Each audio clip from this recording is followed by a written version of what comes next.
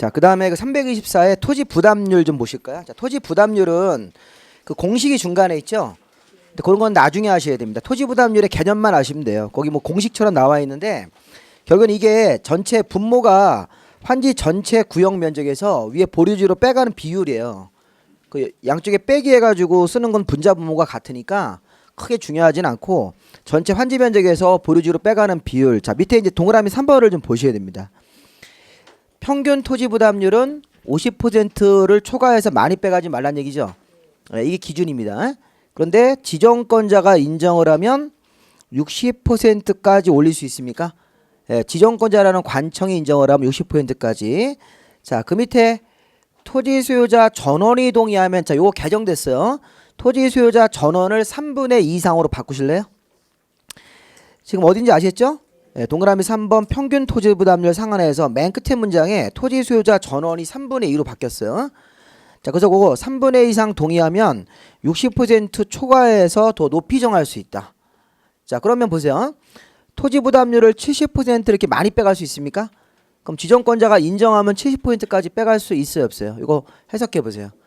지정권자가 인정하면 60%까지만 올릴 수 있어요. 토지 소유자 3분의 2 이상이 동의해 줘야지만 뭐 65%, 70% 이렇게 올릴 수 있는 거죠. 네, 그거를 첫 문제에서 냈던 거니까 그거 한번 여기 한번 딱 나왔으니까 평균 토지 부담률은 50% 초과할 수 없다. 원칙. 너무 많이 빼가지 말아라. 지정권자 관청이 인정하면 몇 %까지? 60%까지.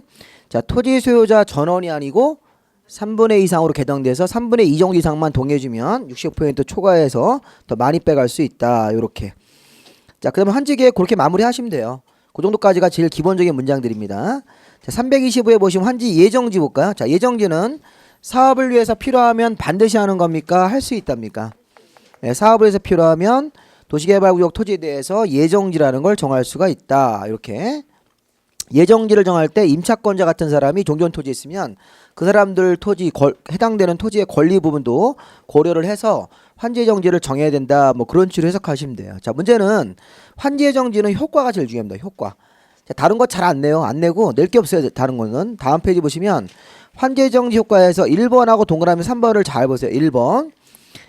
그 양가로 4번에 326에 양가로 4번에 동그라미 1번에 기억번입니다. 환지 예정지가 정해지면 종전 토지 소유자 누구예요? 갑이에요.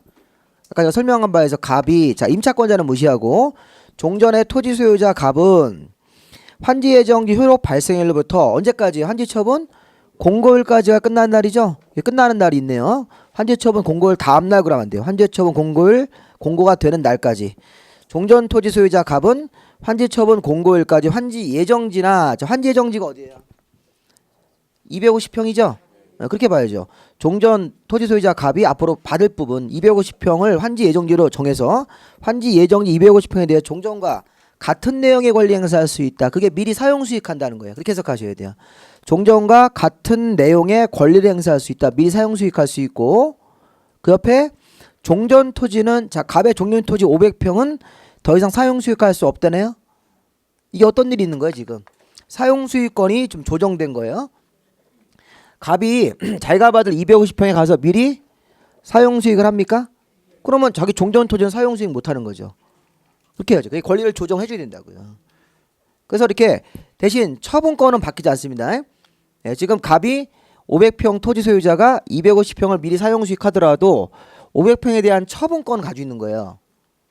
무슨 말인지 아셨어요? 우리 저 아파트를 제가 갖고 있다가 제가 살다가 세를 줄 수 있죠. 그럼 저는 나가죠. 전세 얻은 사람이 들어오니까. 그럼 그게 지금 사용 수익권이 분리가 된 거죠. 처분권하고. 그거랑 똑같은 비슷한 개념이잖아요. 아니, 아파트 제가 살다가 세를 주고 저 딴 데로 이사 간다고요. 그럼 제가 아파트 처분권 가지고 있어요, 안 갖고 있어요? 갖고 있는 상태에서 사용 수익권을 지금 세 들어온 사람한테 넘긴 거잖아요. 그런 형태로 생각하면 된다고, 여기 지금.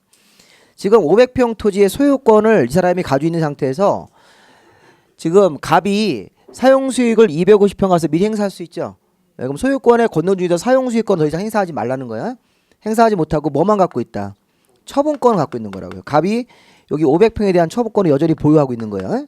네, 그런데 아까 제가 동그라미 3번에 채비지 용도로 시행자가 자기 자신이 받을 토지인 채비지 용도로 예정지가 들어가면 비용 충당을 위해서 사용 수익도 할 수 있고 지금 처분도 할 수 있죠.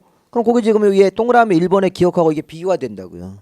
일반적인 특정 개인을 위한 종전 토지 소유자를 위한 환지 예정지가 들어가면 사용 수익권만 미리 행사하는 거죠.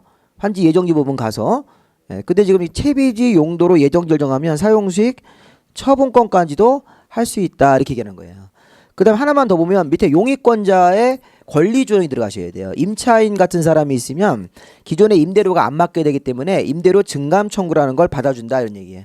임대료 증감 청구라는 게 필요한가요? 환지 예정지가 들어가면 여기 보세요. 종전 토지가 여기 토지 위에 임차인 A가 있었대 이렇게. 그럼 종전의 임대차 계약은 이 500평 임대차 계약의 목적이죠. 목적물이잖아요, 그죠? 근데 지금 사용 수익을 이쪽에 가서 행사하면 갑이 토지에 임차인 A가 있으니까 A가 이걸 사용 수익을 행사하는 거죠. 임차인이니까. 그럼 임차인이 지금 행사할 수 있는 위치가 좀 바뀌고 규모가 바뀌었잖아요. 그럼 기존의 임대차 계약은 안 맞죠. 그러니까 임대료 증감 청구해야죠. 이게 당연한 거예요. 종전 토지에 임차인이 있었는데 환지 예정지가 들어가면 임차인이 이쪽으로 와서 사용 수익을 할 거 아니에요. 그렇죠. 그러면 임차인이 이 위치가 바뀌었으니까 기존의 임대차 계약하고 안 맞으니까 임대료 증감 청구를 상호간 할 수 있다는 거예요. 임대 임차인 간에 야 기존 계약이 이제 안 맞게 됐으니까 임대료 증감 청구하자. 환지 예정지가 들어가면 사용 수익권이 바뀌기 때문에 그런 임대료 증감 청구까지 이렇게 그저 따라와야 된다는 거예요. 그런 그 내용 관계가 개념만 좀 잡아두시기 바랍니다. 자, 그다음에 이제 넘어가세요. 환지 예정지 안 보고 환지 처분. 자, 329. 자, 환지 초과로 공사 마무리합니다. 준공 검사를 받으면 60일 안에 환지 처분으로 가야 된다. 환지 처분은 새로운 토지를 뭐하고 교부하는 거죠. 새로운 토지를 받아라 교부하는 거야. 종전 토지에 가름하여 환지 계획대로 그대로 공사를 해서 새로운 환지를 교부하고 소유권 등의 권리, 종전 토지에 있던 소유권 등의 각종 권리를 새로운 토지 쪽으로 귀속하는 거죠. 또 금전적인 차이가 있으면 청산도 하는 거고, 그냥 청산이라는 문제 하나 쓰세요.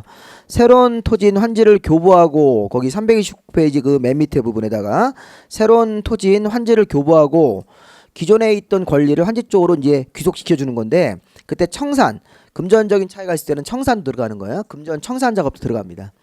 그게 환지 처분하는 겁니다. 근데 중요한 건 뭐냐면 다음 페이지 넘기시면 이 환지 처분의 절차 같은 게 있는데 그건 참고로 좀 보시고, 그 동그라미 4번이나 좀 볼까요? 자, 양가로 3번에 동그라미 4번 보시면 지정권자에 의한 준공검사를 받으면 며칠 안에 60일 안에 환지 처분을 해야 된다. 동그라미 5번 환지 처분할 때는 토지 소유자한테 관련 내용을 알리고 이를 공고해야 된다. 그러니까 환지 처분 공고를 하라는 거죠. 60일 안에 환지 처분 공고까지 하시면 되겠습니다. 자, 문제는 옆에 양가로 4번 환지 처분의 효과네, 효과. 자, 환지 처분이 있으면 자, 권리가 이전됩니까? 종전 토지에 있던 소유권, 뭐 용익권, 저당권이 이쪽 토지 쪽으로 환지받은 토지로 넘어가는 건데, 자, 이렇게 되어 있네요. 환지를 환지 처분 공고 다음 날부터 종전 토지로 보며, 이게 무슨 얘기예요? 환지 250평을 종전 토지로 본다. 교환됐다는 얘기죠. 어느 날에? 환지 처분 공고 다음 날에, 그 날짜에 환지 처분 공고 다음 날에 환지를 종전 토지로 본다. 교환됐다. 그럼 종전 토지에 있던 모든 권리가 환지 쪽으로 넘어오는 겁니까? 종전 토지에 있던 모든 권리가 환지 쪽으로 넘어오면 안 된다고 그랬었어요. 아까 제가 지역권 때문에. 이게 지금 권리가 이전되는 건 맞는데 그 권리 이전이잖아요. 종전 토지에 있던 소유권, 뭐 지상권, 전세권, 임차권, 저당권 이런 각종 권리가 환지 쪽으로 넘어와서 그대로 행사하면 되는 거야. 그런데 지역권 동그라미 2번 보시면 환지로 이전되지 않는 권리가 있다.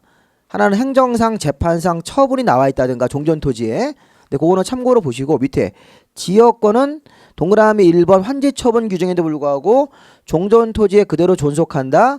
단 행사할 이익이 없는 지역권은 소멸한다. 이렇게 돼 있어요. 행사할 이익이 없는 지역권 소멸해버리고. 그러니까 지역권 중에 용수 지역권 이런 게 있다고요. 네, 우리가 여기가 지금 여기 500평이 이게 요역지예요. 자, 물이 안 나와. 편익을 요한다는 거예요. 그 옆에 있는 토지는 승역지다. 이렇게. 물이 잘 나와. 그렇죠? 그래서 물을 이렇게 파이프관을 감아서 이쪽에다 물을 이렇게 갖다 공급을 해주는 거라고. 이렇게 편익을 요한다. 요역지. 그럼 이런 승역지 요역지는 요 땅의 특성 때문에 걸려 있는 거라고요. 물이 안 나오는 특성. 그럼 이쪽 환지 쪽은 물이 잘 나와. 그럼 옮겨갈 필요가 없는 거죠. 그런 식으로 해서 이거는 토지의 어떤 지리적인 특성하고 걸려 있기 때문에 환지가 되더라도 환지 받는 쪽으로 가지 않겠다는 거예요. 종전토지 500평형에 그대로 남아 있는 거예요. 대신 행사할 이익이 없는 지역권이면 소멸하는 거죠. 예, 생사할 이익이 없는 지역권은 소멸해 버리는 거고, 환지처분 공고일이 종료하면 소멸하는 거고. 그러니까 지금 시험 문제에서는 환지처분 효과가 환지가 있으면 종전토지에 있던 모든 권리가 환지로 이전된다. 모든 권리가 이러면 안 된다고요. 예, 지역권을 염두에 두고 항상 봐야 된다고. 지역권은 종전토지에 그대로 남아있는다. 자, 동그라미에서 한번 입체한지는 누가 받나요? 신청한 놈들이 받죠. 뭐 입체한지, 그쵸? 입체한지는 종전토지 소유자가 나 땅으로 안 받고 입체한지 신청했으니까 이것도 마찬가지로 환지처분 공고 다음 날에 환지계획이 정하는 바에 따라 건물의 일부와 토지 공유지분으로 받아간다. 그쵸? 건물의 일부와 토지 공유지분을 쉽게 우리 뭐라고 생각하면 돼요? 입체한지용 아파트의 한 개의 호수로 받아간다는 거예요. 근데 문제는 입체한지가 토지만 있어도 신청할 수 있어요? 있죠? 근데 토지 위에 저당권이 붙어 있었대요. 은행에. 그럼 이거 어떻게 해야 돼요? 입체한지 처리를 한번 해보세요. 종전 토지, 건물 없이 종전 토지만 있었는데 여기 저당권이 있었는데 요 땅 주인이 입체한지 신청을 넣은 거예요. 이렇게. 그러면 건물의 일부와 토지 공유지분으로 받죠? 그 소유권 자체가. 그럼 저당권도 그쪽으로 넘어와야 되는 겁니까? 넘어와야 되는 거죠. 이 저당권이 종전 토지가 땅에만 저당권이 있다 그래서 아파트 받을 때 땅 지분에만 가면 안 되는 거야. 건물 부분도 가야 되는 거죠. 지금 제가 얘기한 게 기출문제예요. 그 뭐라고 써있냐 하면 입체한지를 받았을 때 꼭 보세요. 환지처분 공고 다음 날에 건축물의 일부와 토지 공유지분을 취득해라. 입체한지로. 근데 이 경우 종전 토지에 저당권이 있었대요. 건물 없는 상태에 토지만에 저당권이 있었는데 그거를 입체한지 신청을 한 거예요. 그럼 저당권도 건축물의 일부와 토지 공유지분에 존재해야 되는 거죠. 근데 그 기출문제에서는 어떻게 냈을까요? 입체한지 받은 건물 부분은 아니고 땅 지분 중에만 저당권이 존재한다. 이렇게. 그럼 안 되죠. 그럼 저당권이 약해지잖아요. 그렇죠. 이제 하나만 더 생각해 볼게요. 종전 토지 위에 저당권이 있었어요. 근데 이거를 부지정 신청하면 어떻게 될까요? 부지정 신청하면. 환지를 안 받겠다고 신청했다니까요. 땅 주인이 저당권이 있었어요. 은행에 돈을 빌렸나 봐요. 땅을 담보로. 근데 이 상태에서 입체한지 신청한 게 아니라 환지를 부지정 신청하면 2억이라는 돈을 청산금으로 받습니까? 받아 나갈 거죠. 그러면 나중에 어떻게 해야 돼요? 저당권자는 압류해야죠. 물상대의. 저당권 물상대의. 이런 말들이 무슨 말인지 알아야 된다고 사실. 그러니까 환지 방식은 사실 조금 민법에 있는 걸 좀 아셔야 돼요. 물상대의가 뭔지 모르면 이거 이해를 못 한다고요. 그래서 거기다가 그 입체한지 처분받았을 때 그 저당권 문제가 나오니까 그 저당권 토지 위에 저당권이 있었을 때 이게 부지정 신청이 들어가면 물상대의가 들어가는 거예요. 네, 그래서 시행자는 부지정 신청이 들어오면 은행에 연락을 해줘요. 청산금 지급하기 전에 네가 빨리 와서 압류해라 이런 취지로. 안 그러면 저당권자가 은행이 모르는 상태에서 청산금 받아가지고 외국으로 도망가 버렸어요. 그러면 저당권이 없어진 거죠. 이거 말이 안 되는 일이 생긴다고요. 근데 이게 당연히 은행 신용과 관련된 거니까 당연히 그러니까 이거 생각해 보라는 거야. 입체한지를 신청한 토지 위에 저당권이 붙어 있는데 입체한지를 받으면 건물 부분하고 땅 지분 쪽의 저당권이 그대로 존속해야 되는 거죠. 옮겨와서. 근데 여기 토지 위에 저당권이 붙어 있었는데 이거를 부지정 신청하면 환자를 안 받겠다고 신청하면 이 저당권에 이제 물상대의 같은 현상이 생긴다고요. 압류해가지고서 그 청산금을 지급하기 전에 압류를 해서 이 저당권을 확보해놔야 되겠죠. 은행 입장에서는. 자, 그 다음에 동그라미 4번 채비지 보류지는 누가 받아가요? 채비지 보류지 받아가는 사람 생겨보세요. 채비지는 시행자가 받아가는 거예요. 근데 보류지도 시행자가 그러면 안 돼요. 보류지는 환지계획에서 정한 자입니까? 네, 근데 그 사람이 구체적으로 주로 행정청이에요. 행정청이나 공기업들이 이 보류지를 취득한다고 하셔야 돼요. 용도가 공공시설의 설치 목적으로 토지를 빼가는 거니까. 그러니까 채비지 보류지를 시행자가 둘 다 취득한다. 여기 안 되는 거야. 채비지는 시행자, 보류지는 환지계획에서 정한 자가 환지처분 공고 다음 날에 이걸 취득을 하게 돼 있습니다. 청산금 문제 이렇게 거기 동그라미 부분에 청산금은 개념만 보시면 되겠고, 그 다음에 맨 뒤에 보시면 환지 등기라는 게 있어요. 환지 등기. 네, 환지 등기가 환지 등기 신청. 자, 지금 등기가 안 돼도 지금 소유권은 귀속이 된 거죠. 그렇죠? 네, 귀속이 된 거라고. 그래서 소유권은 귀속이 된 거기 때문에 지금 보시면 그 이게 지금 환지처분 공고 다음 날에 갑이 250평을 취득을 했죠. 등기는 안 돼 있는 상태이기 때문에 이 환지처분 공고가 있으면 며칠 안에 14일 안에 환지 등기 신청을 해줘라. 자, 땅 주인이 신청하는 거예요. 사업 시행자가 해주는 거예요. 사업 시행자가 환지 해주고 나서 환지 신청까지 이 행정청이 시행자이면 촉탁 같은 것들을 해줘라 이렇게 해서 이 환지 등기라는 게 일종의 보존 등기입니다. 이게 그래서 이 등기가 안 돼도 소유권은 귀속되니까 땅 주인이 등기를 안 하는 경우도 있다는 거예요. 그래서 이제 환지 등기 신청을 지금 누가 해주는 거예요? 시행자가 환지 처분 공고가 되면 14일 안에 등기소에 알려서 등기를 촉탁하거나 신청을 해서 등기까지 마무리가 되고 나면 이제 사업 시행자는 이제 사업을 다 마무리되는 거죠. 이렇게 환지 등기 신청까지 의무사항으로 되어 있습니다. 그 문제는 뭐였냐면 환지 처분의 효과였었는데 아까 제가 지역권하고 행정상 재판상 처분은 종전 토지에 그대로 존속한다죠. 그래서 거기 보시면 그 뭐 2번에 보시면 환지 처분은 행정상 처분에 종전 토지에 전속하는 것에 관하여 영향을 미친다, 미치지 않는다. 자, 이게 무슨 얘기예요? 환지 처분이 있어도 종전 토지 행정상의 처분은 그대로 남아 있는 거죠. 환지 처분이 행정상 처분에 영향을 미치지 아니한다죠. 지역권 같은 게 남아 있으면 지역권에 영향을 준다, 안 준다? 안 준다. 이런 취지로 문제를 냈으니까 그거 한번 읽어보시면서 확인을 좀 하시면 되겠습니다. 그래서 거기 보면 나머지 아까 다 본 거잖아요. 3번에 종전 토지의 지역권도 행사할 이익이 없은 지역권이면 환지 처분 공고된 날이 끝나면서 소멸한다. 뭐 이런 거. 보류지는 누가 취득한다. 이런 거 있었죠. 네, 다 이거 아까 우리가 예전에 다 봤던 질문들이니까 이 정도 내고 환지 방식이 문제가 어렵게 나오면 못 풀어요. 요거 이외에 이제 문제가 나오면 이제 굉장히 골치 아픈 게 있으니까 그때는 포기하시는 게 나아요. 여기까지 하는 것도 어려운데 자 넘어갑니다. 나머지 뒤에 부분은 안 보셔도 되고 우리 이제 3월 달에 이제 이번 달에 한 거 하고 또 추가적으로 조금 더 배울 겁니다. 정비법으로 넘어가십시오. 자, 제가 어제 그 무료 특강 할 때도 말했는데 정비법은 1월 27일 날 개정된 게 있어요. 근데 그 개정된 것 중에서 우리 시험 관련된 거는 딱 하나만 보시면 돼요. 자, 원래 여러 개가 바뀌었는데 그 이게 어떤 게 있냐면 지난 우리 1월 27일 날 이게 개정됐습니다. 우리 그 명절 전에. 근데 이게 시행 시기가 1월 27일 날 바로 시행하는 조문도 있고 6개월 뒤가 있어요. 6개월 뒤. 이 시행 시기가 즉시 이 법을 시행하는 것도 있고 6개월 뒤. 그러니까 6개월 뒤에 시행하면 이게 7월 28일 날 시행이라고 이렇게. 근데 여기서 7월 28일 날 시행되는 게 많아요. 내용이 많습니다. 근데 이 많은 내용이 우리 시험 범위에 안 들어갈 것 같아요, 올해. 왜냐면 시험 정확하게 기준 날짜가 7월 21일 뭐 이렇게 나온다고요. 그러니까 7월 28일 이게 만약에 시험 공고가 좀 늦게 나오고 7월 30일 이렇게 기준이면 공부를 하셔야 돼요. 이것도 같이. 그럼 그때 가서 공부하시면 돼요. 7월 달 한참 더울 때 그때 가서 개정하면 되는 거고 지금은 우리 작년도 시험 문제에서 7월 18일 기준으로 시험 봤어요. 그렇게 되면 이거 한참 뒤니까 시험 범위에 다행히 이거 안 들어갈 것 같으니까 이건 개정된 거 안 하시고 그냥 우리 책대로 공부하시면 되고 여기서 개정된 게 어디 있지만 재건축의 동의요건. 재건축 조합 설립할 때 동의요건이 완화가 됐잖아요. 3분의 2가 과반수로. 그거 하나만 딱 이따 바꿔드릴 테니까 어제 우리 수업 못 들으신 분들은 이제 오늘 꼭 확인하고 가셔야 되겠습니다. 자, 우선 개정된 거 하나 있다고 말씀을 드리고 자, 정비법으로 한번 가보시면 이렇게 공부하는 겁니다. 자, 우리가 좀 전에 봤던 법은 도시개발 사업하는 거죠. 자, 우리 도시개발 사업은 사업의 특징 좀 말 좀 해보세요. 이거 새로운 시가지를 조성하는 거죠. 이거 새로운 시가지를 새로 이렇게 만드는 사업이에요. 최초로 개발한 사업이다. 저 북부권의 은평루타운 좀 있으면 여기 저희 구룡마을도 이 도시개발 사업을 해서 새로운 시가지를 만드는 사업 이렇게 가는 건데 근데 자 지금부터 배우시는 사업은 정비법에서는 정비사업에 대한 규제를 배웁니다. 정비사업이 뭐냐 이렇게 물어봤더니 새로운 시가지가 아니라 이거는 구시가지 서울에 구시가지 많죠. 구시가지 낡은 건물을 정비하는 거죠. 정비할 때는 기본적으로 철거해야 됩니까? 낡은 건물들이 있으니까. 네, 그 다음에 다시 축조하는 거죠. 이렇게. 근데 문제는 정비사업이 6개예요. 지금 도시개발사업은 그냥 한 개로 존재하는데 도시개발사업은 한 개인데 정비사업은 6가지 철거하고 이게 보면 대표적으로 재개발, 재건축 사업이 있죠. 네, 그 다음에 우리가 이제 상가 같은 것들을 우리가 도시환경 정비라고 그래요. 이 3가지는 기본적으로 먼저 아셔야 돼요.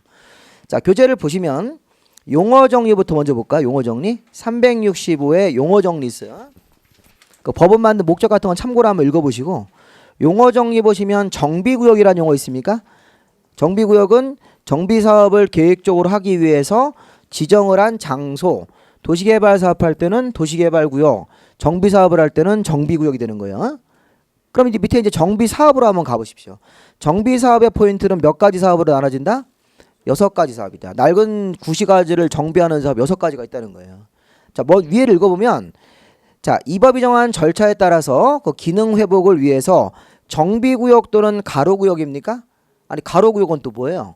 6가지 사업 중에서 6번 사업이 있어요. 6번 사업. 6번 사업은 가로구역에서 하는 거고 1번부터 5번까지는 정비구역에서 하는 거예요. 사업하는 장소가 하나 틀려요. 소규모 사업인데 맨 밑에 있는 6번 사업은 가로주택 정비사업이라는 게 있습니까? 자, 요거 이 소규모 사업이에요. 기존의 재개발보다 규모를 확 줄여서 그 가로구역 안에서 하는 소규모 사업이다 이렇게 얘기를 하는 거예요. 그럼 나머지 1번부터 5번까지는 사업하는 장소가 정비구역입니까? 정비구역을 별도로 지정을 해서 사업을 하고 6번은 가로구역에서 한다 이렇게 말을 써야 됩니다. 그럼 다시 이제 올라가서 정비구역 또는 가로구역 안에서 정비기반시설을 정비하거나 자 도로나 공원, 주차장 같은 정비기반시설을 정비하거나 주택 등의 낡은 건물을 노후한 건물을 개량하는 다음의 사업이다. 이게 정비사업이래요. 정비사업의 특징은 정비기반시설도 정비합니까? 네, 그러면서 노후한 주택 같은 그런 또는 상가 같은 건물을 개량하는 사업이다 이렇게. 근데 이게 6가지가 있다는 거예요. 그럼 이름부터 알아야 되겠죠? 시험 문제하고 6가지 사업을 가지고 문제를 낼 것 같죠? 네, 당연히 내죠 그거. 정비사업 6개부터 시작하는 겁니다. 문제를 공부하실 때. 이것도 좀 팔 아프게 또 6개나만 들어가지고 옛날에 4개까지만 있을 때가 좋았는데 이게 이제 한 3년 전에 2개가 또 들어갔어요. 그 주거환경 관리하고 가로주택 정비사업이라는 게. 자, 처음에 보시면 주거환경 개선이라고 되어 있습니까?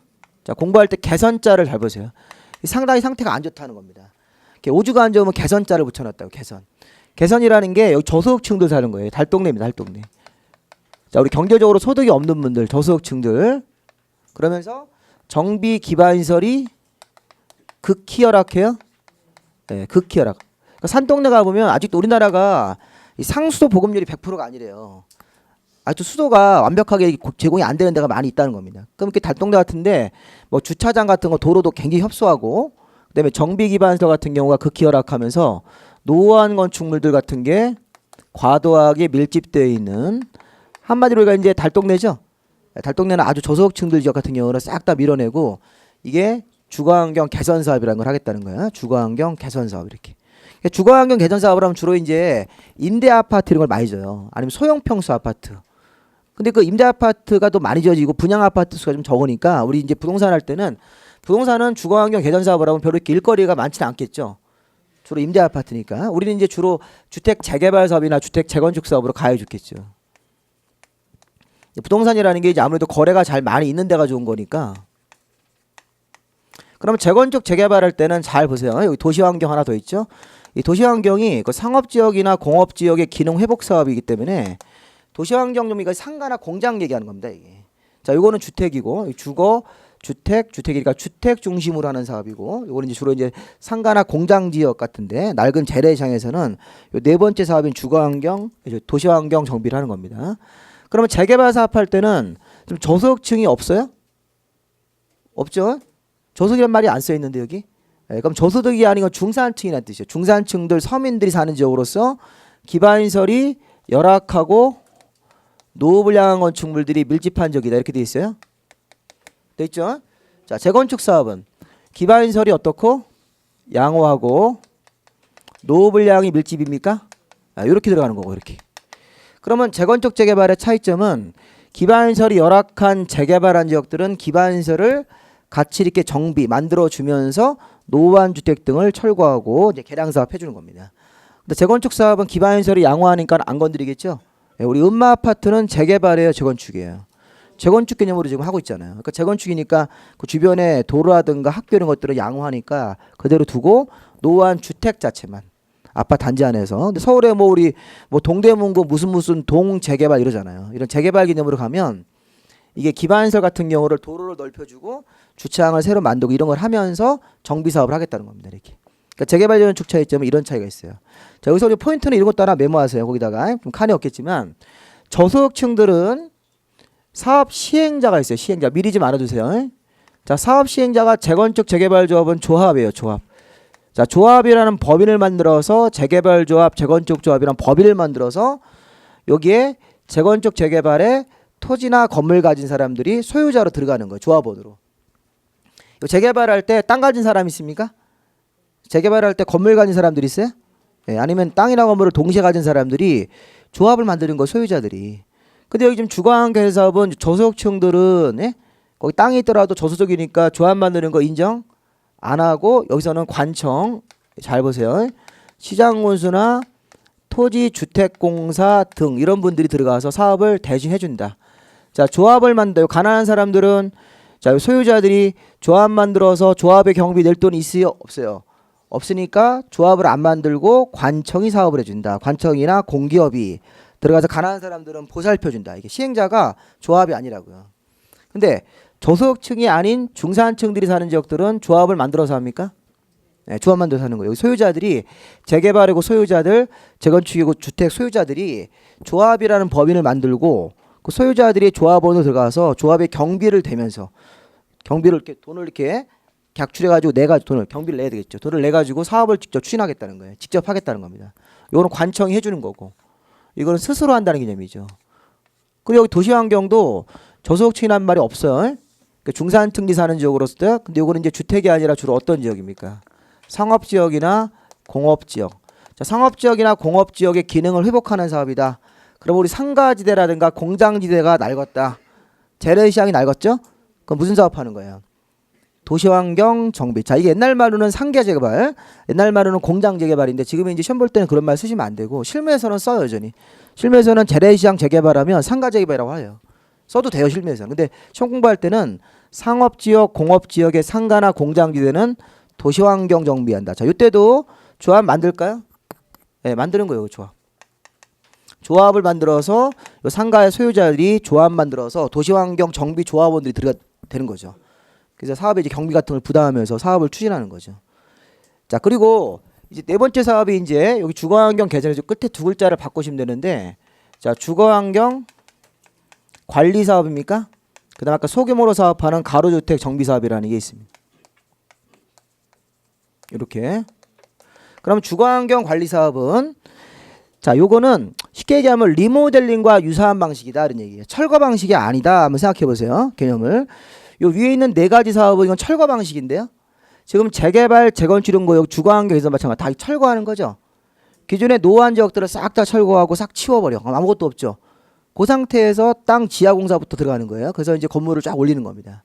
근데 지금 주거환경 개선 사업은 끝에가 뭐로 끝나냐면 거기 보면 주거환경 관리 사업은 다섯 번째 사업은 주거환경을 주택 소유자들이 스스로 보전하면서 정비 개량입니까?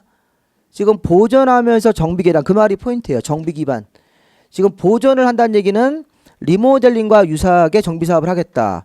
우리 옛날에 저 몇 년 전에 일요일 밤에 MBC 일요일 밤 하면 저녁 때 이렇게 무슨 러브하우스 이런 거 있었잖아요. 그럼 낡은 집 하나 딱 골라가지고선 지붕에 비가 셉니다. 막 이런 거 막 처음에 비교해야 되니까. 근데 그때 보면 지붕 그런 다 뜯어내는 게 아니잖아요. 지붕의 틀을 유지하면서 기와 싹 내리고 낡은 기와 새로운 자재로 싹 만들어주는 거 아닙니까? 자, 내 외장재 바꿔줍니까? 바늘 같은 거 공사하면서 인테리어 싹 다 바꿔주고 이렇게 바깥도 싹 다 공사해주고 보일러도 바꿔주고 그럼 그런 식으로 하면 살 집이 되죠. 그게 주거환경 관리예요. 이게 보전하면서. 근데 저 보세요. 주거환경 관리는 아파트는 하지 않고 주로 단독이나 뭐란다 다세대 같은 빌라를 하겠다는 거예요. 이렇게. 그러면서 여기 보십시오. 기반시설 같은 것들의 확충이라는 게 있습니까?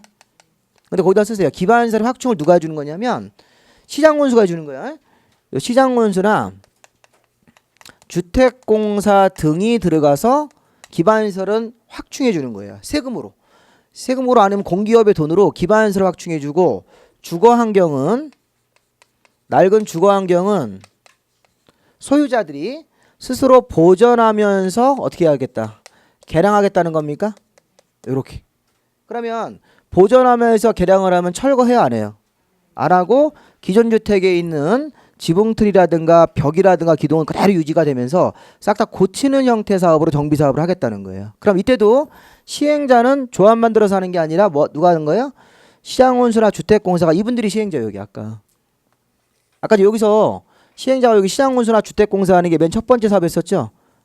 그럼 지금도 마찬가지로 시행자는 누가 들어가는 거냐면 시장원수나 주택공사가 들어가서 이분들을 시행자로 봐야 된다고요. 이분들이 시행자가 들어가서 기반시설까지만 확충해 주는 거야. 그 주거환경은 주인들이 소유자들이 스스로 보전하면서 개량하는 방식을 취하겠다. 이렇게. 그럼 조합 만드는 사업이 아니에요. 아니죠. 조합을 만들면 아파트 새로 이렇게 하나씩 분양을 받는 거라고. 근데 이 분양받는 게 없잖아요. 그냥 자기 집에 나갔다가 고쳐지면 들어오는 개념이잖아요. 이거는. 주거환경관리 사업. 그러니까 이 주거환경관리 사업은 장점이 뭘까요? 장점은 원주민들이 자기 정든 집을 떠나지 않죠. 자기가 살던 집들을 그대로 유지하면서 사는데 이게 단점도 있습니다. 이게 원주민들 입장에서는 자기 집을 그대로 돌아와 사니까 자기 이제 어렸을 때 추억 같은 것도 그대로 이렇게 유지가 되고 그런 게 있어요. 주관적인 느낌상. 근데 단점은 주택을 공급할 수 있는 기회를 잃는 거죠. 이게 주거환경관리 사업을 만약에 2000세대 했다 이렇게 2000세대를 주거환경관리 사업을 철거하고 이런 기존 재개발반 개발을 하면 4000세대가 돼요. 그럼 아파트가 2000개가 더 지어지는 거 아니에요. 근데 원래 개수보다. 그럼 거기 전월세 같은 것들에 대한 공급이 확대되잖아요. 요즘에 뉴스 보면 전월세 값이 막 사상 최고라고 그러죠. 그 정부가 못 잡는 거 아니에요. 계속 잡을 수가 없다는 거예요. 그거는 사회적인 현상은 잡을 수 없는 거예요. 그러니까 물길을 한강물을 막을 도 없이 막을 수 없는 거라고요. 그럼 그거를 완화시키고 전세값을 안정시키려고 그러면 서울에 주택을 공급을 많이 해야 되는 거예요. 새 아파트를 많이 공급해 줘야 되는 거라고요. 근데 인서울 안에서 주택을 공급할 수 있는 방법은 유일하게 재개발 정책밖에 없어요. 뭐 다른 방법이 없잖아요. 아니면 서울의 그 외곽 지역에 그린벨트를 풀든가. 근데 그린벨트 못 풀게 하잖아요. 그린벨트 풀면 또 환경운동 하시는 분들이 또 굉장히 또 항의하니까. 그럼 그린벨트를 안 풀면 답은 기존의 재개발 정책밖에 없잖아요. 근데 재건축 개발 안 하고 이런 주거환경 관리 사업만 하면 원주민들은 좋지만 그 신혼부부들이 집 구할 수 있는 기회는 자꾸 상실하게 된다고요. 그러니까 이게 이 서울시가 정책을 요즘에는 요거를 많이 하지 않습니까? 지하철 보면 요거 많이 홍보돼 있죠. 지하철의 주거환경 관리 사업을 도와드리겠습니다. 이렇게 써 있잖아요. 이제 박 시장님의 어떤 정책적인 판단인데 이쪽만 넘어가면 안 된다는 거예요. 이것도 하셔야 된다고 재개발해가지고. 근데 지금 현재 재건축 재개발 사업은 다 이게 어렵다고 막 얘기를 하시더라고요. 저가 이제 주변에서 들리는 얘기가 언제 박 시장님이 그만두냐 이 얘기하고 있어요. 임기가 언제까지냐. 요번에 선거하는 게 서울시장 선거 아니냐 이렇게 착각하고 요번에 국회의원 선거하는 거 아닙니까? 그래서 아직 임기가 좀 남으셨으니까 그러니까 조금 이제 어렵다는 얘기. 서울시 정책이 재건축 재개발 사업을 할 때 굉장히 그 규제를 많이 한다고 아직까지는 이쪽 사업을 유도하기 위해서. 이게 이제 어쩔 수가 없는 거죠. 우리가 이제 뽑았으니까 그 정책을 따라야 되는 측면이 있는데 그런 부분들이 있고 물론 이것도 장점도 있어요. 아까 사업이라는 게 이건 또 단점이 있죠. 재개발 사업 사업하는 기간 동안 이분들이 이사를 나가야 되잖아요. 그래서 단기간 그 전월세 값이 더 폭등합니다. 그 부분적으로 여기 2000세대가 재개발을 한다. 그러면 공사하는 기간이 한 3년 된다고요. 아파트 짓는 기간이. 그 기간은 나가 살아야 되잖아요. 2000세대가. 기존에 전월세가 부족한 상태에서 값이 많이 올라가 있는데 2000명이 또 이사를 나가는 거예요. 근데 이사를 나갈 때 멀리 안 나가죠. 네, 왜냐하면 애들 학교 문제가 걸려 있기 때문에 딱 근처에서 집을 간다고요. 그러니까 그쪽에 이제 단기간에 그 재건축 개발 사업이 확 올라갔다가 아파트가 완공되면 이제 그게 이제 완화가 되는 거라고요. 예, 그런 단기적 부작용도 있습니다. 이게 상당히 장단점이 있다는 사실을 제가 강조하면서 이제 그걸 잘 조화롭게 해야 되는 겁니다. 그러니까 이게 참 어려운 부분이 있어요. 서울시도 이제 대안이 없는 거예요, 사실은. 이걸 하자니 이거 왜 안 하냐고 욕 먹고. 이걸 하자니 또 이거 왜 안 하냐고 욕먹고 막 이런 입장입니다. 이게. 행정청도 답이 없는 거니까 고민에 빠졌죠. 이거 어떤 거를 주의를 좀 할 건지 이게 어떤 뭐 정책적인 이제 의도로 이제 가긴 가는데 뭐 그렇다고 해서 재개발할 때 해결하려고 뭐다 천막 치고 살고 한강에다 천막을 쫙 진 다음에 컨테이너를 쫙 놓고 여기서 이사 가는 사람 살아 이렇게 할 수는 없잖아요. 이게 재개발사의 부작용이. 단기간에 무슨 주택을 질 수 있는 주택이라는 게 단기간에 뭐 임시 수용소를 만들고 이렇게 할 수 없지 않습니까? 그래서 이게 좀 어려운 측면이 있습니다, 사실은. 자, 그리고 요거는 지금 리모델링과 유사한 방식이고 시행자는 조합이 아니라 이것도 관청이나 이런 공기업이 시행자가 된다. 그다음에 가로주택 정비 사업은 아까 어디서 하는 겁니까? 가로구역 안에서. 자, 가로구역 설명을 좀 드릴 겁니다.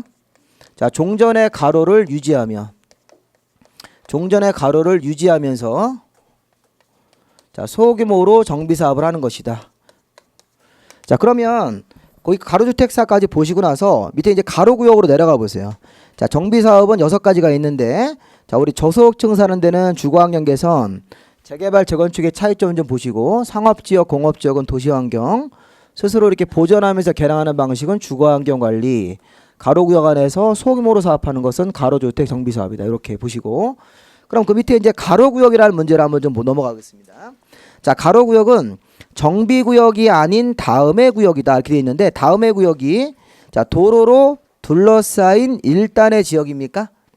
자, 우리가 가로구역은 도시의 지도를 보면요 이렇게 가로구역이 나와 있습니다. 자, 여기가 가로구역이면 가로구역의 네 방향이 여기 이 부분이 다 이렇게 무슨 네거리 이런 거 있죠? 예, 무슨 사거리란 말도 쓰고 네거리인데 이렇게 네거리 안쪽으로 둘러싸여 있는 부분들이 이게 다 가로구역이 될 수 있어요. 그러니까 차들이 뭐 6차선 도로 이렇게 8차선 도로가 지나다니는 이런 도로 여기 무슨 네거리 나오죠? 여기서 무슨 뭐 노년 내거리 이렇게 학동 내거리 있으면 그 내거리 지점의 안쪽으로 둘러싸여져 있는 여기가 가로구역이면 여기도 가로구역이 있죠. 또 아랫부분에 또 이렇게 도로가 또 지나갈 테니까. 그러면 가로구역 단위로 사업을 한다는 말이 무슨 말이냐면 이 가로구역을 여러 개를 묶지 말라는 거예요. 기존의 재개발 사업은 기존의 재개발이나 주거환경에서는 어떻게 했어요? 이런 것들은 가로구역을 최소한 4개나 6개 이렇게 묶어버린다고 이렇게. 그러면 어떤 문제가 생기냐면 이 기존의 재개발 방식이야. 그러면 부지가 크죠. 예. 그러면 이렇게 이런 일이 생긴다고. 여기 가로구역에서는 여기는 소유자들의 동의가 90% 나왔으니까 이렇게. 근데 여기서부터는 동의가 50%밖에 안 나오고 40%밖에 안 나오고 동의 요건이 여기 30%밖에 안 나와요. 이렇게. 그럼 전체를 사업하면 이게 평균이 재개발할 때는 75% 동의가 나오셔야 돼요. 일단 재개발 조합 설립할 때 이만큼 동의가 나와야 되기 때문에. 그럼 이거 평균 되면 동의 70% 나와야 안 나와요? 안 나오죠. 그러니까 사업이 어렵고 자꾸 늦어진다고요. 동의 요건 주민들 설득하는 작업 때문에. 그러니까 이렇게 재개발하지 말고 앞으로 어떻게 하라는 거? 여기만 끊어서 이렇게 할 수 있어요? 여기 지금 몇 %? 동의 요건이 90%네. 그럼 사업 추진이 잘 되겠죠. 그러니까 요 안에 있는 가로구역 안에 있는 세대 이렇게 여기만 모아가지고 정비 사업을 하겠다. 이게 가로주택 정비 사업이라고요. 그래서 가로구역 내에서 종전의 가로를 유지하며 종전의 가로가 여기 주변 도로 얘기하는 거야. 이 도로를 우리가 한자로 가로라고 하죠. 도로 길로자기 때문에 여기가 그래서 가로 종전의 도로를 유지하면서 가로구역 2개가 합쳐지면 안 된다는 거예요. 합쳐지면 도로가 없어져 버리잖아요. 이렇게.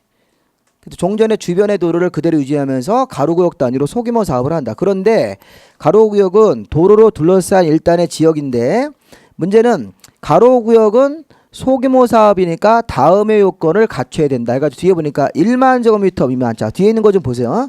가로구역은 1만 제곱미터 미만이어야 됩니까? 그렇죠?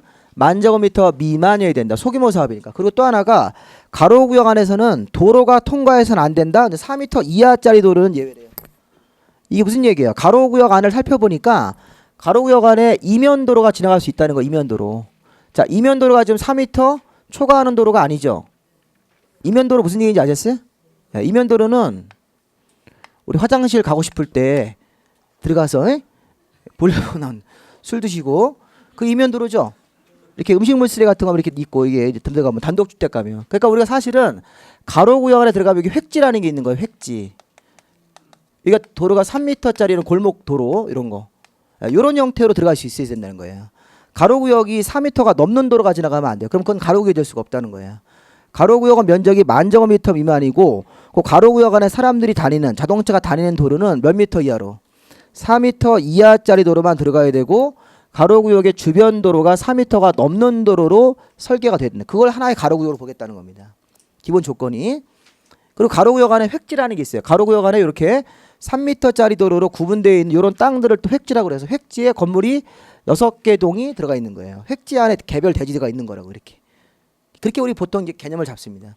그래서 가로구역 안에 이런 3m짜리 도로나 2m짜리 도로 이렇게 구분이 되어 있으면 되죠. 자, 지금 제가 뭐 하고 있어요? 가로구역의 요건을 보고 있어요. 가로구역은 1만 제곱미터 미만이어야 됩니까? 예, 또 가로구역 안에서는 4m 이하짜리 도로만 지나가야 된다. 이렇게.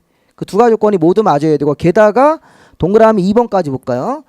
그 가로구역에서 가로주택 사업까지 하려면 추가 조건이 2개가 더 있어야 돼요.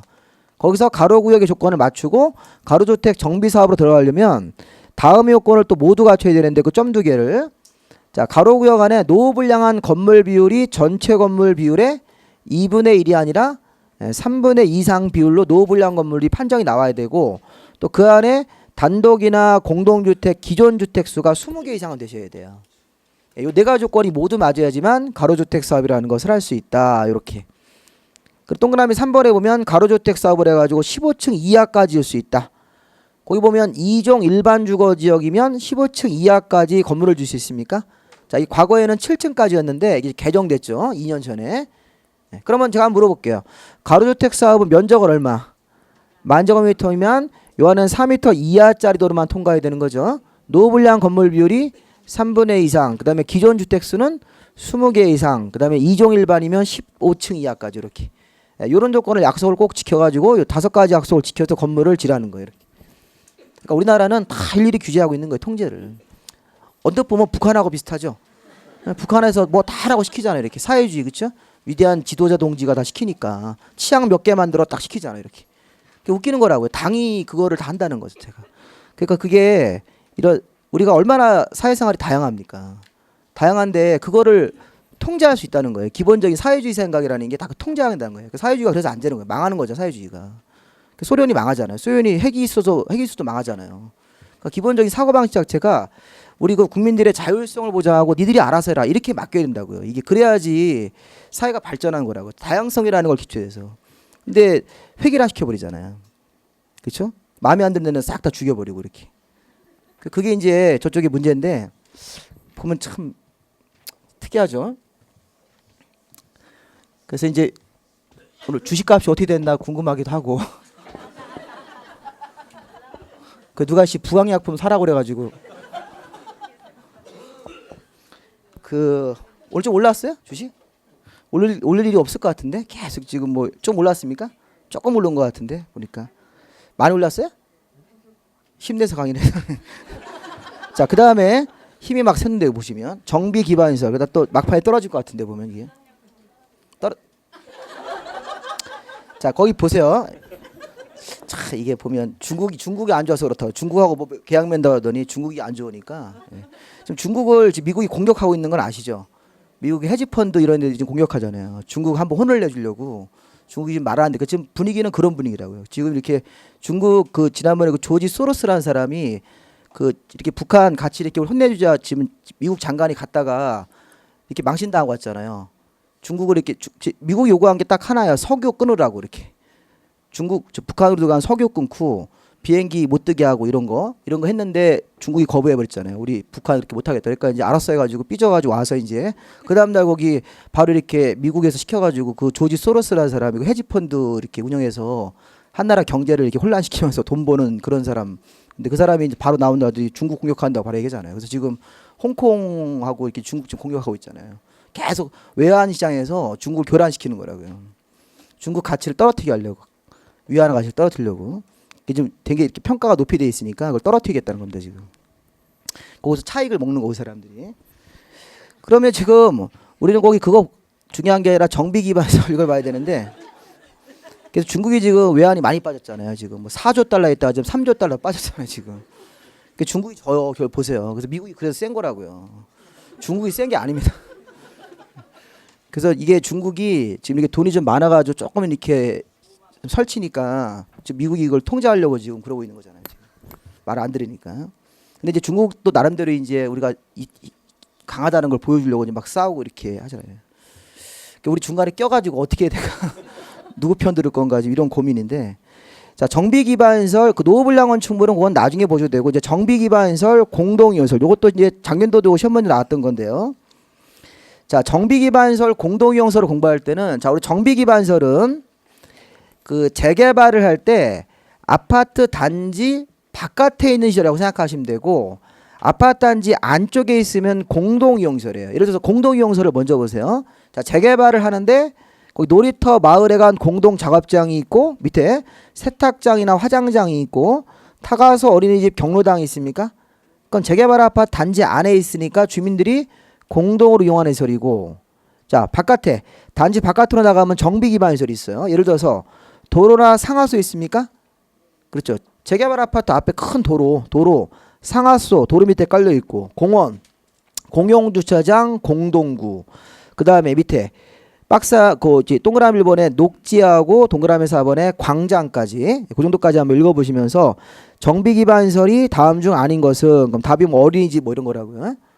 공동이용설이 아닌 것은 그러면 답이 뭐 녹지라든가 광장 공용주차장 이렇게 나오셔야 된다고요.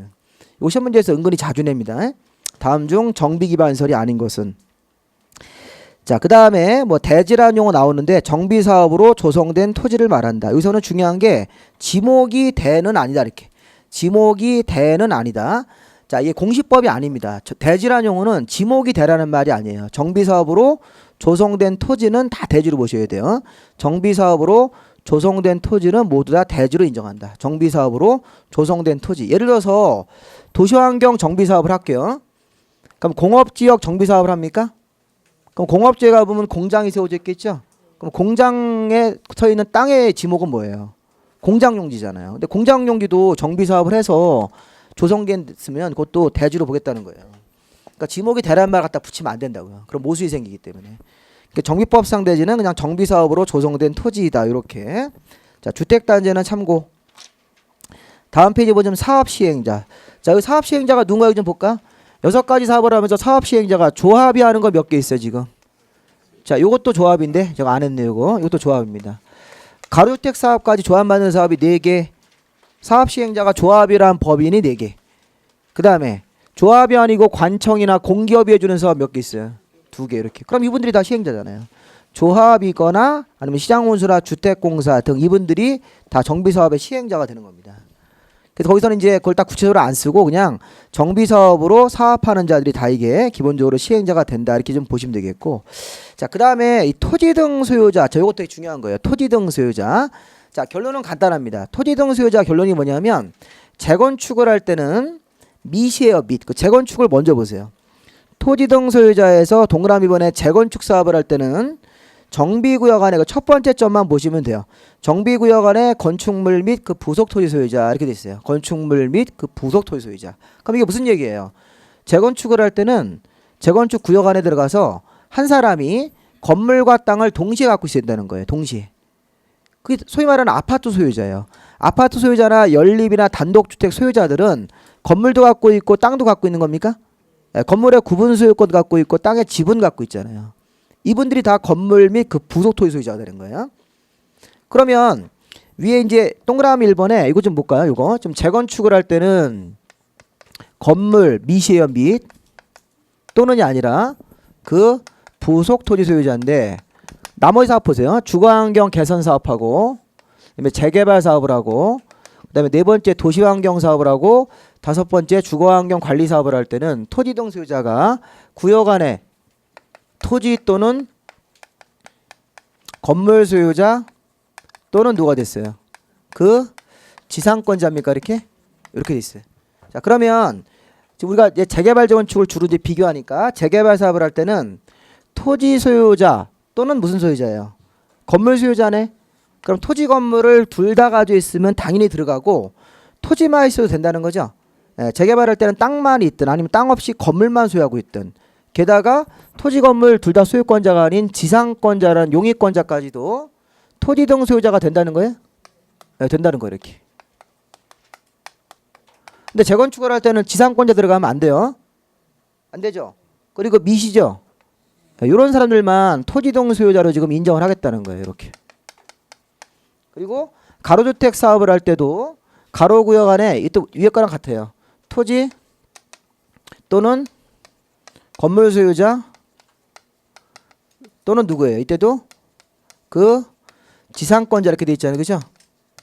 이렇게 토지 또는 건물 소유 또는 그 지상권자 이렇게. 그러니까 지금 결론적으로 하면 재건축만 할 때 건물 및 그 부속 토지고 나머지 그 1번 사업과 3번 사업을 할 때는 토지 또는 건물 소유자 또는 그 지상권자니까 권리가 하나씩만 있으면 된다는 거예요. 토지만 있든 건물만 있든. 그리고 잘 보세요. 토지 등 소유자로 결정되면 4가지 사업을 할 때는 이분들이 조합원으로 들어가는 거예요. 네, 토지 등 소유자가 여기 1번 사업하고 5번 사업은 생각하지 마시고 4가지 사업은 조합 만드는 거죠. 그럼 그 토지 등 소유자가 조합원으로 속 들어간다고 이렇게. 그러면 재개발할 때는 땅만 가지고 조합원 되는 겁니까? 되는 거죠? 네. 여기 도시환경 조합원 할 때도 건물만 있어도 조합원 된다는 얘기죠. 이렇게 된다는 거예요. 가로주택 사업을 할 때 땅만 있든 건물만 있든 아니면 지상권이든 이렇게 하나만 있으면 다 조합원 들어가는데 재건축을 할 때는 건물하고 토지를 밑이에요. 밑. 이렇게 동시에 갖고 있는 사람들만 조합원이기 때문에 재건축 사업을 하면 땅만 있으면 조합원이 안 된다고요. 조합원이 안 되면 현금 청산 받고 나오셔야 돼요. 아까 우리 환지할 때 부지정 처리 환지 안 받는 것처럼 아파트를 받을 수 없기 때문에 종전재산을 돈으로 이렇게 계산받아서 나갈 수밖에 없는 겁니다. 그래서 혹시 음마아파트가 재건축을 하는 과정에서 음마아파트 옆에 땅이 나대지가 하나 있었습니다. 그걸 같이 재건축을 한대. 그러면 나대 소유자는 빨리 다 주택이나 상가를 지어야 된다고요. 그래야지 나중에 조합원으로 들어가서 나중에 여기서 뭘 받을 수가 있다는 겁니다. 그러니까 혹시 재건축 같은 걸 할 때 땅만 있는 경우도 있습니까? 여러분 재건축은요 아파트만 재건축하는 거 아니에요. 단독주택도 재건축해요. 한다고요. 저 방배동에 가보면 15구역 재건축이라는 데가 있어요. 나 인터넷에서 검색해보세요. 방배동 15구역 재건축은 그 동네 자체가 재개발이 아니라 재건축 개념을 갈 수 있다고요. 기반시설은 양호하기 때문에.